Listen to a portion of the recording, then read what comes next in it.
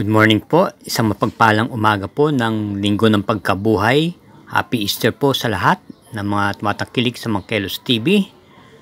Ngayon pong March 31, 2024, ang huling pangarera sa buwan ng Marso, kung saan meron pong siyam na pangarerang inihandaang Metrotorp at magsisimula po ito ng maaga ng alauna ng hapon. Ang pinakatampok pong pangarera at inaasahan po ng lahat, inaabangan, ay ang pagdaraos ng 2024 Philracom Classic Cup 1, 2, and 3 Stakes Race na magiging kapanabik ang magiging labanan nito dahil nandito yung mga hinaangan at sinusundan ng mga pangarerang kabayo.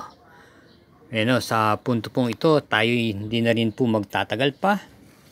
Halina po at atin pong umpisahan na rin po ang pagbigay ng giya. Salamat po. Karera numero 1, first winner take all, races 1 to 7. Ito po ay isang Philracom group based on time merge group 9 and 10 at may distansyang 1,400 meters, may 5 entries. Ating pong first choice dito yung numero 4 Black Star na ito po ay may angkin naman tuling at naipipacing. Maganda rin naman po ang mga preba nito at ito po ay huling nanalo nung February 2 kung saan tinalo niya po si Full Control, same rider pa rin po, A.R. Villegas. At gayon din naman noong January 20, ito ay nanalo rin at tinalo niya po si Hakim at Donsat 7. Panigunan po natin dito yung numero 5 Eye in the Sky na nasigunda lang po nung pinakahuling takbo niya kay J.A. Guse. Ito po ay isang imported horse at may angkin din naman bilis at muling rerendahan pa rin po ni J.A. Guse. Kaya ang pili po natin sa karera numero 1, pampremera, numero 4 Black Star, panigundoy, numero 5 Eye in the Sky. Karera numero 2, start po ng first pick 5, races 2 to 6 at isang 3-year-old in above maiden race, 1,400 meters is the distance, 8 entries. First choice, yung kalok number 8 White House na muling random po ni A.R. Villegas. Ito po ay tumakbo nung February 25 sa isang novato race at nasigunda lamang po siya kay Super Majority. At nung March 30 naman po, nasigunda rin naman po siya kay Sting. Ito po ay muling random po ni A.R. Villegas. Ito po ay may angkin bilis. At ang ating panigundo rito yung numero 5 Ginger Cat na isang derimate galing sa novato, nanalo nung March 2 sa distansyang 1,200 meters. Kaya ang pili po natin sa karera numero 2, pampremera, numero 8 White House at panigundo yung numero 5 Ginger Cat. Karera numero 3, start po ng second winner take all, races 3 to 9. Ito po ay ang isa sa mga tampok na event, ang 2024 Philracom Classic Cup Division 3. At meron pong 8 kalok dito, tatakbuhin sa distansyang 1,800 meters. Ang ating pong napipisil pang primera rito ay yung kalok number 8 Diversity na kung atin hahalugugin ang preba nito nakaraang mga buwan ay tinalo niya na rin po halos ang ibang mga kalaban niya rito. Sa kanyang pinakahuling takbo nung February 24, siya naman po ay dumating lamang po ng segundo pwesto sa kanyang kakwadang si Modern Kong. At nung January 6, nasigunda naman po siya kay Minbalot Falls. From KB Abobo, JT Sarati na po ang rerenda. Ang atin naman pong panigunda rito ay yung kalahok numero 2 na Uncle Vines na papanubayan naman ngayon ni JB Hernandez na ipipacing. Ito ay dumating lamang po ng kwarto pwesto noong February 23 kay Prime Factor at panersera natin yung numero 6 Minbalot Falls na rerendahan po ni J.A. Guse. Kanyang pinakahuling takbo, ito po ay dumating lamang po ng kwarto pwesto noong February 24 kay Modern Kong. Kaya ang ating pong pili rito sa karera numero 3, pamprimera numero 8, Diversity, panigunda numero 2, Uncle Vines, at panersera numero 6, Minbalot Falls. Karera numero 4, ito po ang 2024 Piracom Classic Cup Division 2 at start ng Peak 6 races 4 to 9, tatakbuhin sa distansyang 1,800 meters. Meron lamang 5 kalahok dito. At kung first choice dito, yung numero 3, Sophisticated na isang dirimate.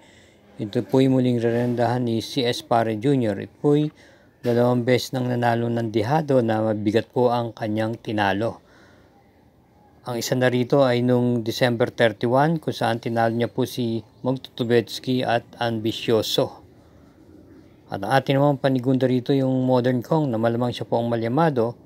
May angking panalo nung February 24 kung saan tinalo niya po si Diversity at si Uncle Vines. Siya po'y muling rerendahan po ng regular rider niyang si A.R. Villegas, isang derimate.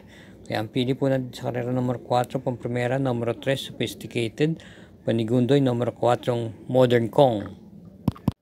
Karera numero 5, ang pinakatampok na event po ang 2000 Piracom Classic Cup Division 1. Ito po ay tatakbuhin din sa distansyang 1,800 meters. Meron po tayong 7 entries dito with 1 coupled yung numero 3. First choice natin yung coupled entries numero 3. La Tropez, ito po ay rerendahan po ni JB Hernandez. Itong pinakahuling takbo po nito ay nung October 8 pa kung saan ito po ay dumating lamang ng tersera pwesto kay Jaguar sa isang stakes race. Ito po ay isang derimate.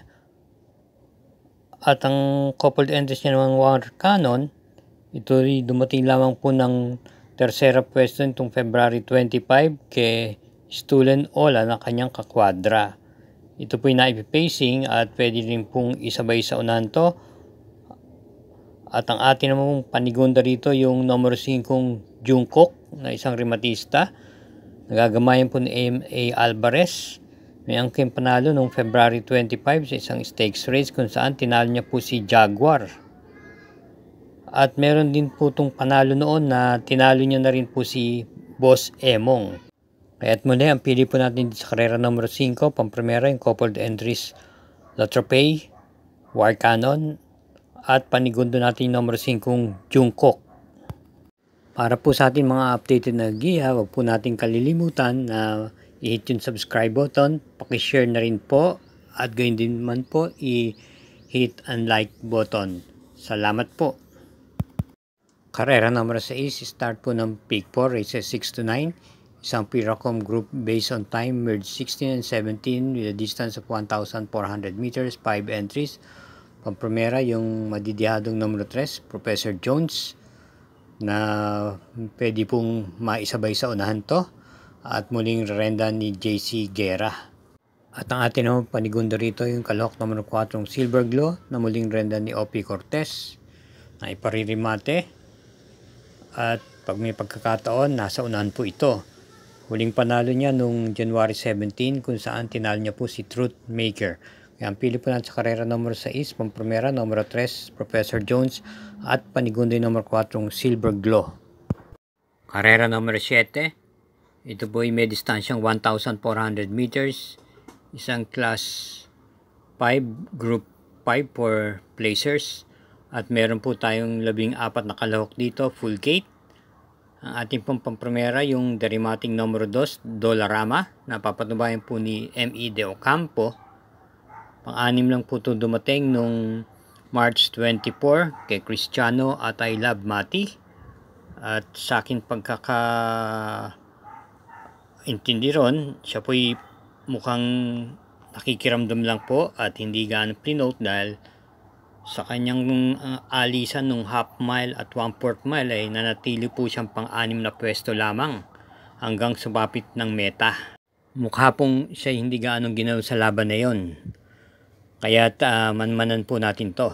Atin naman pong panigundo rito yung kalahok numero 8 yung My Dad Bogard na renda po JB Ponce na ipipacing at may remate rin po ito.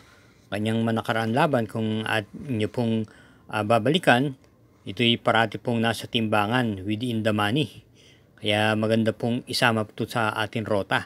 At panersera na po natin yung number 4 Barayong na 2 beses na pong biguan dumarating ng segunda pwesto, na kung saan kapwa siya po ang pinakalyamado sa mga nakaraang pagkatalong yon. Ito po irerendahan po ni AI Ramos, at pwede rin po itong ialis ng maaga-aga, pero may angkin din naman pong remate ito. Kaya ang pili po natin sa karera numero 7, pamprimera, yung kalahok numero 2, Dolarama, panigundo numero 8, yung My Dad Bogart, at panersera yung numero 4, Barayong. Karera numero 8, penultimate race. Ito po may distansyang 1,400 meters, ang class 5, group 11 to 15 split. Meron po tayong 10 kalahok dito. Ating pong pamprimera, yung kalahok numero 9, I Tell You, na papatnubayan po ni LF De Jesus. Ito po yung may angkin remate, at may preba po itong nanalo po siya noong February 13, kung saan tinalo niya po si Caloocan Sap. At naman pong panigundo rito yung kalahok number 5, Autumn Shower, na maganda po ang kanyang ipinakita pagkatapos manggaling po sa bakasyon. Galing po ito sa panalo noong March 13, kung saan tinalo niya po si El Mundo. Pwede pong i-pacing at pwedeng isabay sa unahan. At atin naman pong panersera dito yung galing sa panalong number 8, yung Tulip Choice, na muling papatubayan ni JT Sarate. Kapapanalo lang po ito noong March 23, kung saan tinalo niya po si Sapin Sapin. Pwedeng isabay sa unahan, at meron din naman angkin remate. Kaya ang pili po natin sa karera number 8, pamprimera numero 9, I Tell You, panigundo numero 5, Autumn Shower, at panersera numero 8, Tulip Choice. Karera numero 9, last daily double po, paratingan po ito ng second winner take all, second pick 5, pick 6, at pick 4. May distansyang 1,400 meters, isang class 5 split group 6 to 10 with 13 entries. Ating pong napipiling pamprimera rito yung deremating number 4, National Treasure ni CS Pare Jr. Ito po ay isang deremate, at dumating lamang to ng quinto pwesto nung February 13 kay I Tell You. At nung January 28, siya po ay nasigundo naman kay Top of the Line. Malakas po ang remate nito pag sungaw ng rekta at pagsapit ng meta.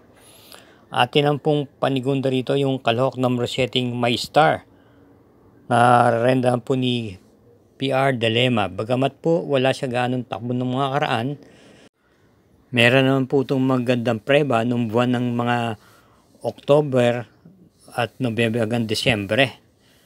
May preba po itong ilang beses na po itong dumating ng segunda pwesto na dihado. Ang pinakahuli ay noong November 5, kung saan si Pati Deliano din po ang remenda, at may angkin remate na segundo po ito siya ng dihado kay Prince Uno. Kaya sa karera pong ito, kung nasa kondisyon po ito, maganda pong dihado dito sa pinakahuling karera, number 7, My Star. Panersera naman po natin yung kalahok number 12, Irish, na may angkin tuling. At ito po ay may pinakahuling panalo noong February 2, kung saan tinalo niya po si Southern Man at Kentucky Rain. Impresibo po ang kanyang pagkakapanalo sa karerang yon. Nanalo po siya ng hugandong-hugando. Same rider pa rin po ang rerenda, si El Advin Kula. Kaya ang pili po natin sa karera numero 9, pamprimera, yung numero 4, National Treasure, panigunda, yung numero 7, My Star, at panersera yung numero 12, Irish. Dito na po tayo nagtatapos, at thank you for watching again.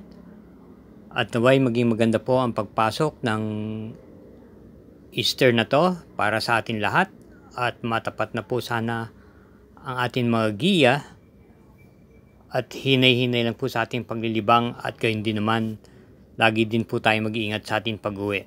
Salamat po.